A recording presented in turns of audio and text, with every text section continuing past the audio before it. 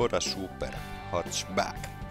Škoda Superb Hatchbackista löytyy moottorivaihtoehtoissa 3 dieseliä ja bensiiniversioissa 4 kappaletta. 1,6-litrainen TDI 105 hevosvoimainen, 2-litrainen TDI 140 hevosvoimainen ja sekä 170 hevosvoimainen 2-litrainen TDI.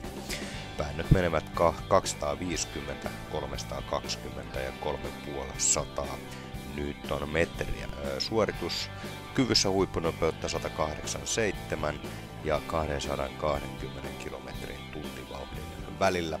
Ja kuljetuslukemat yhdistettynä 5,2 ja 5,8 litran välillä oli näissä diesel-versioissa. Ja sitten bensiiniversioissa löytyy näitä moottoreita 1,4-litrainen TSI, 1,8-litrainen TSI, 2-litrainen TSI DSG-A-vaihteistolla ja sitten tämä lippulaiva 3,6-litrainen FSI V6 nelikko DSG-vaihteistolla. Ja näissähän sitten nämä hevosvoimat menevät 125 hevosvoimaa, 160 hevosvoimaa, 200 ja 260 hevosvoimaa on tuossa suurimmassa. Huippunopeudet menevät 199 247 välillä ja yhdistetty on 6973 on tässä 1.8, 2-litraisessa 8.0 ja 3,6-litraisessa on 10,2 litraa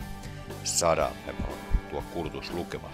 Vetopainot näissä autoissa 1400–2000 kilon välillä, riippuen tietysti moottoria vaihteistosta. Pituutta tällä autolla 4,8 metriä ja polttoaine säilyy 60 litrainen. Škoda Superbin varusteissa muun muassa löytyy ASR-vetoluistoneistoa, ESP, DSR, ajonvakauden hallintajärjestelmää. Sitten Hillholdi mäkölähtöavustin löytyy, etusumuvalot, jossa on kääntymisvalotoiminnot ja huomiovalot samassa. Ja kaksoissenon ajovalot, joissa on AFS-toiminto ja kaarajovalotoiminto. Sattavalot, huomiovalo, automatiikkaa löytyy lämmitettävää tuulilasin pesemän suutinta, keskikonsolissa takana istuville informaationäyttö, jossa kellon aikaa ja ulkolämpötilaa, ajotietokonetta löytyy start and stop käynnistystä ja tää on Greenline-mallissa. Jarrutusenergian talteenotto löytyy myös Greenline-mallissa. Škoda Superb.